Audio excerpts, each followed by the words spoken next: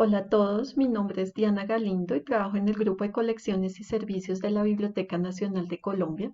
Para este seminario quiero hablarles de un libro que, si bien se ha trabajado en otras latitudes, en Colombia no se tiene mucha constancia de su existencia y menos de su presencia en alguno de nuestros repositorios. El proyecto de investigación, que se inscribe en la línea de la producción de libros, surge por el descubrimiento en las colecciones de la Biblioteca Nacional de Colombia del título Arte de hacer el papel, según se practica en Francia y Holanda, en la China y en el Japón, escrito en francés por Jérôme Lalande en 1761 y traducido al español por Miguel Jerónimo Suárez y Núñez en 1778, que a su vez viene acompañado del apéndice Arte de hacer los cartones o Arte del cartonero, como se va a indicar en el índice.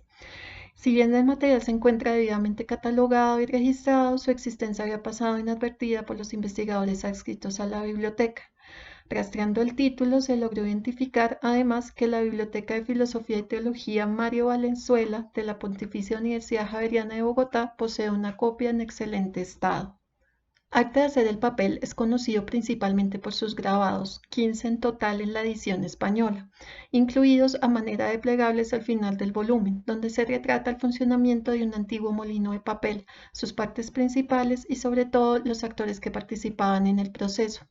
Las imágenes han sido incluidas en varios documentos de investigación, muchas veces tomando como referencia solo la fuente secundaria de donde se extrajo la información y sin alusión alguna al original. En términos generales del contenido de la obra, hay una especie de síntesis en el prólogo de la misma. Cito: halláranse en mi descripción las distintas prácticas y significados que se emplean en diferentes provincias, las nuevas ideas que han ocasionado a personas ilustradas y aún a mí mismo el estado actual de los molinos y fábricas de papel, los reglamentos que ha dictado por una parte la experiencia de los fabricantes y por otra la sabiduría del ministerio. Y en fin, se encontrará la nueva forma de molinos de cilindro, que es la que está más en uso en Holanda y que nos ha dado también, por decirlo así, la descripción de una nueva arte. La obra contiene recomendaciones de toda clase, como el tipo de trapos más aconsejado para elaborar papel de calidad. Por ejemplo, no se recomendaba el uso de seda o lana. La mejor manera es engrasar los trapos, porque a diferencia del pergamino, en el cual el uso de la arcilla era fundamental no solo para eliminar la grasa original de la piel, sino para darle un acabado más blanco a la lámina final. Para el papel no es tan aconsejado porque precisamente termina tiñendo las fibras y dando un acabado más oscuro al papel, así como la correcta conformación de cada espacio, como se puede apreciar en las láminas que acompañan la obra, 14 en total.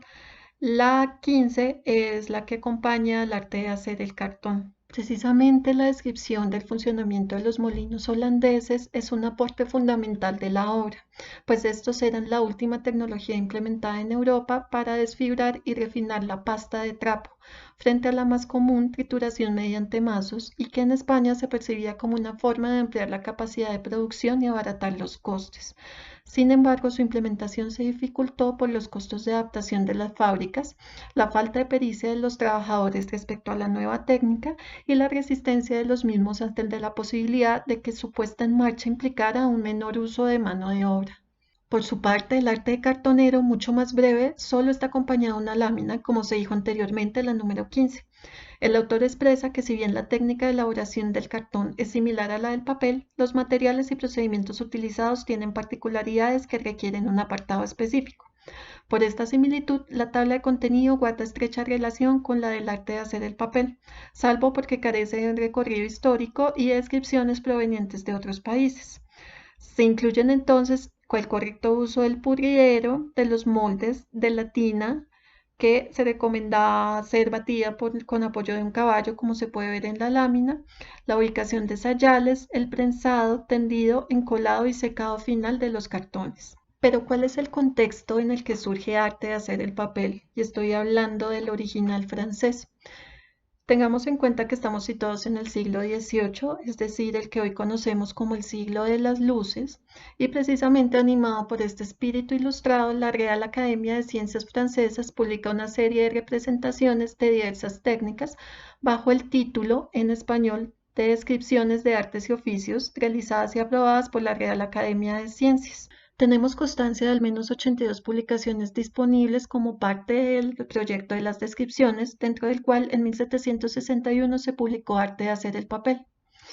Este título fue rápidamente traducido al alemán en 1762, mismo año en el que se publica Arte del cartonero, como se le tradujo al castellano, y hacia 1778 aparece la edición madrileña que estamos trabajando actualmente, en la cual deciden juntarse ambos títulos. Estamos hablando entonces de folletos que describen e ilustran artes y técnicas del momento.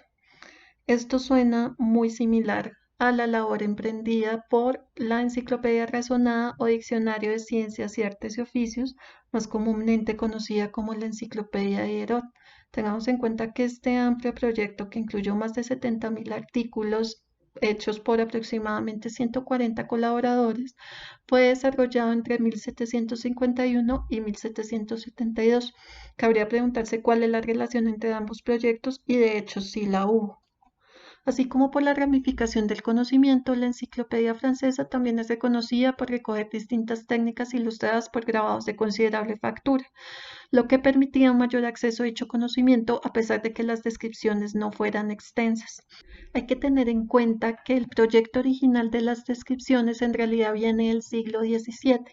Sin embargo, por el afán de Colbert, fundador de la Real Academia de Ciencias, de publicar todo el conjunto de artículos a la vez, se terminó demorando unos 85 años en salir a la imprenta. Esto implicó que la enciclopedia saliera primero a la luz. Entonces hubo un cruce en términos de uso de las planchas originales encargadas por la Real Academia de Ciencias, que se da en un punto en el que a la enciclopedia le había sido revocado el permiso de impresión en 1759. No obstante, la censura recaía sobre los textos, pero no sobre las planchas de impresión, con las cuales se pretendió publicar la colección de láminas sobre ciencias, artes liberales y artes mecánicas con su explicación. Sin embargo, un arquitecto, Pat, quien había trabajado en la enciclopedia y posteriormente trabajaría para el proyecto de las descripciones, ya en su segunda etapa, publica una carta fechada el 23 de noviembre de 1759 en el Año Literario, afirmando que los editores de la enciclopedia, para enriquecer su trabajo personal, habían grabado nuevamente placas ordenadas por la Academia. Estas acusaciones fueron desestimadas posteriormente y se autorizó su publicación, pero sí es cierto que la enciclopedia utilizó muchas de las planchas originales. No obstante, el largo tiempo dedicado a la edición de las descripciones permitió que los folletos originales se enriquecieran a partir de 1761 con nuevas placas hábilmente elaboradas por un grupo de artistas, entre las que se encuentra el mismo Pat. Estas publicaciones ilustradas tuvieron un gran impacto entre las instituciones estatales españolas, que estaban muy preocupadas por mejorar las técnicas de fabricación del papel y otras artes, en un momento en el que la producción de papel había decaído por múltiples factores, entre los que se cuenta la falta de mano de obra especializada y la expulsión de judíos y moriscos, cuya tradición papelera fue fundamental para España, y no se lograba cumplir con la demanda de papel, en contraposición con la producción de países como Italia y Francia.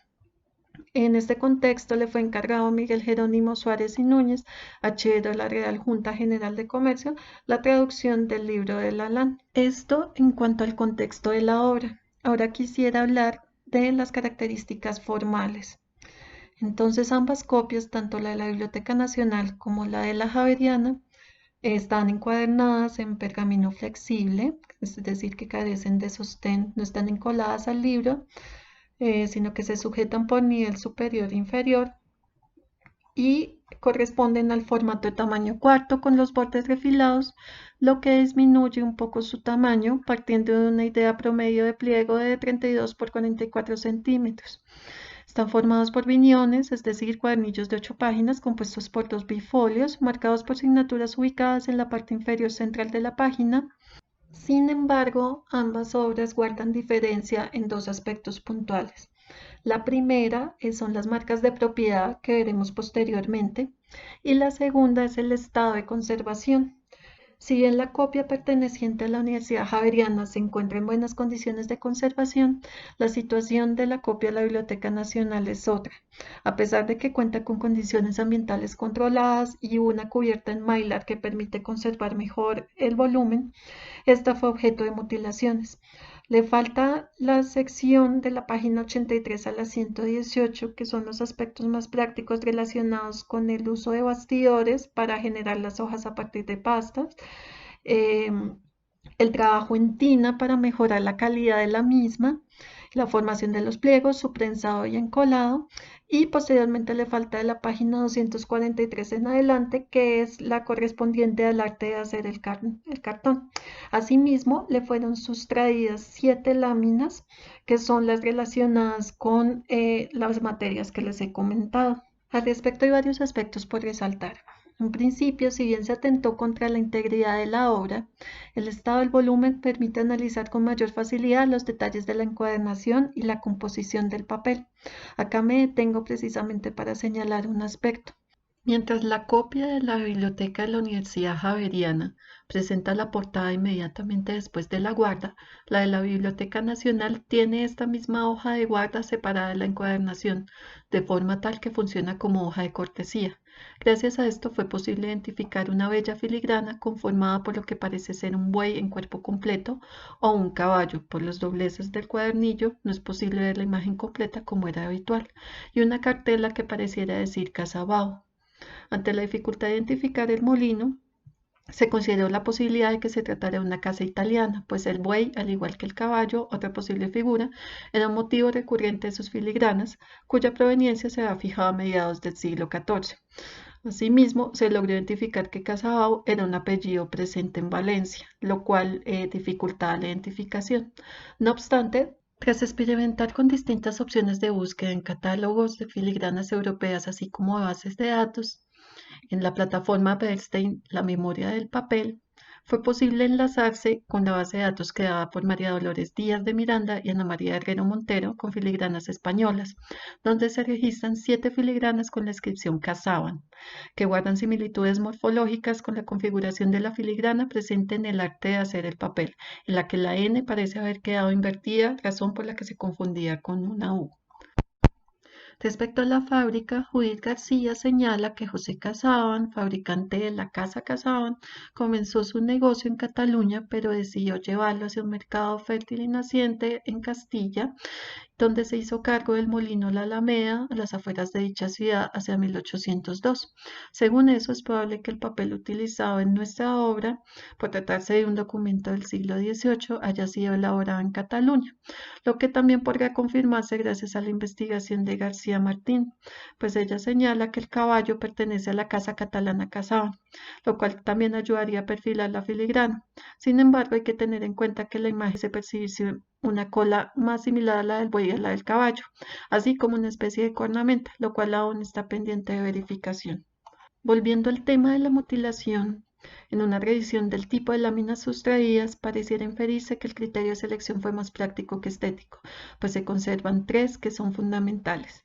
Las de las escogedoras, ampliamente difundida por mostrar la participación de las mujeres en el oficio, la del molino, igualmente bella, con un criterio estético actual, y la distribución completa de la fábrica. Por supuesto, las láminas sustraídas son aquellas relacionadas con las mutilaciones, y resalta en particular la ausencia de la lámina número 15, única del grupo relacionada con el oficio del cartonero. Esto va a tener implicaciones, como vamos a ver posteriormente, en el posible uso que se le pudo haber dado a la información. Antes de continuar con este aspecto, quisiera volver al tema de las marcas de propiedad. La copia que reposa en la Biblioteca Nacional posee 2 marcas que son fundamentales para esta investigación. La primera es el sello y el monograma de la Biblioteca Pública de Santa Fe de Bogotá, que si bien se suele asumir que este sello corresponde a la Real Biblioteca, se ha podido establecer que en realidad se trata de un sello republicano. La segunda inscripción se trata en realidad de 2 líneas manuscritas del mismo tipo. La primera dice: soy de don José María Mutiens, y la segunda: este libro es de don José María Mutiens. Esta marca es interesante porque permite desmentir o al menos poner en duda la proveniencia que le ha sido atribuida al volumen. que tener en cuenta que este libro pertenece al Fondo José Celestino Mutis, el cual contiene los libros consultados durante la expedición botánica y aquellos adquiridos posteriormente.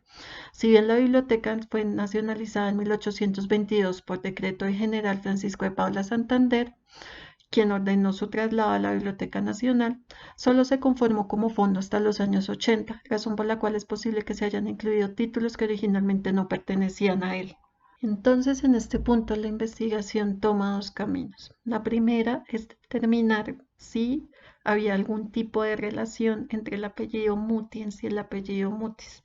El segundo es ver si a través de la revisión de catálogos decimonónicos era posible ubicar el título de Lalande a la par que la entrada del Fondo Mutis a la Biblioteca Nacional. Entonces, en el catálogo de 1856 aparece la inscripción Suárez Jerónimo, arte de hacer el papel. Entonces, hace alusión al traductor, más no al autor. Ahí la revisión del catálogo manuscrito de 1823 era fundamental, pues tenía que haber sido inmediatamente después del ingreso del fondo. Fue clave entonces verificar primero si estaba el fondo Mutis, identificando los títulos que se sabía de plano que pertenecían a dicho fondo. Por consejo de Lady González, encargada del mismo en la Biblioteca Nacional, se procuró identificar los títulos relativos al conde de Buffon y a Nicolai Jaquín, ambos parte, digamos, fundamental del Fondo Mutis. Estos fueron hallados en el catálogo del 23 en la sección de filósofos. No obstante, aunque en la misma aparece una referencia a Lalande, pareciera corresponder a un tomo relacionado con la astronomía que se encuentra actualmente en la colección de raros generales, donde reposa la mayoría del fondo de origen de la Biblioteca Nacional. En cuanto a José María Mutiens, una revisión general en la web arroja que era natural de la Santa Fe, nacido en 1772. Era escribano de tierras e interino de la escribanía segunda. Curiosamente, Mutiens aparece citado en la historia oficial de la Biblioteca Nacional por tratarse del escribano ante el cual se le entregó a Juan Manuel Argula la escritura de la sede original de la biblioteca, el hoy Palacio San Carlos, sede de la Cancillería, el 27 de noviembre de 1822. En su calidad de escribano de gobierno, hay entonces un vínculo con la biblioteca. De igual manera, rastreando el árbol genealógico, fue posible identificar que su apellido se remite a Melchor Mutiens, nacido el 31 de diciembre de 1622 en Amberes, mientras que el Mutis de José Celestino tiene otra línea. Según Lady González, la forma original es Mut. En Mallorca se transformó en Muten, en Cádiz tomó la forma de Muti y finalmente el padre de José Celestino, Julián, quien era italiano, adoptó el Mutis.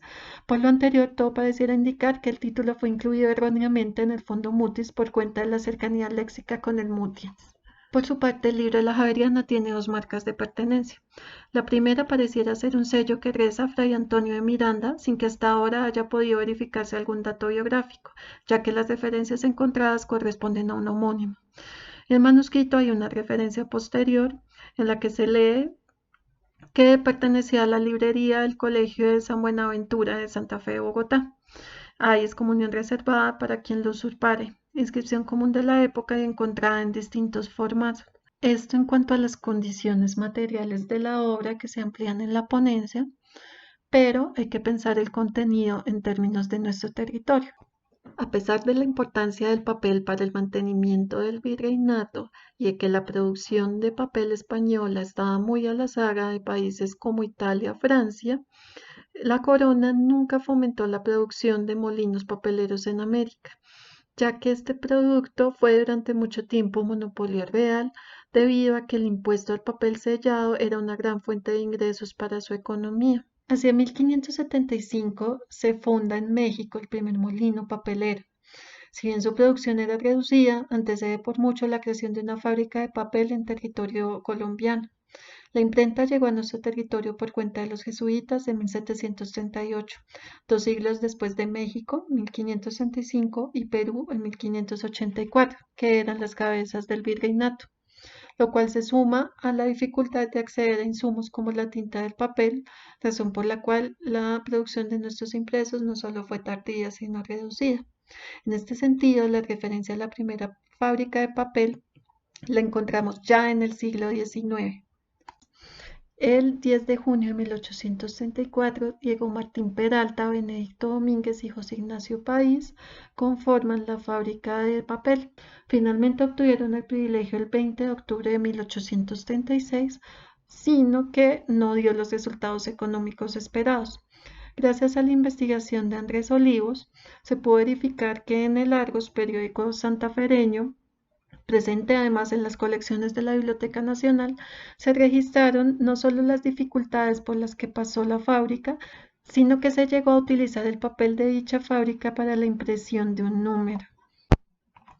Desafortunadamente, el 16 de septiembre de 1848, en el Neogranadino, aparece la nota de que finaliza la fábrica y se enumera la mercancía que entra en remate. Respecto a la posible recepción o influencia de un título como arte de hacer el papel en nuestro territorio, hay que tener en cuenta que en España, a nivel gubernamental, no fue posible implementar las recomendaciones del Alan por completo.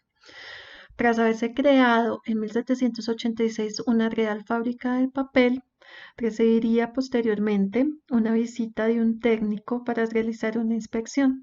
Según el registro de dicho técnico, está la opinión de que hubiera sido conveniente la instalación de pilas holandesas en vez de mantener el sistema de trituración de trapo por medio de mazos, de lo cual se deduce que a pesar de haber sido traducido ya el libro de Lalanne, se continuaba con la tecnología tradicional. Para nuestro territorio, si bien no es viable el establecimiento de una fábrica tal como la recomienda la LAN en ese entonces, algunos pasos de los procesos descritos pudieron haber sido implementados. ¿Por qué no pensar entonces que las mutilaciones a la copia perteneciente a la Biblioteca Nacional tuvieron que ver con esto? Gracias.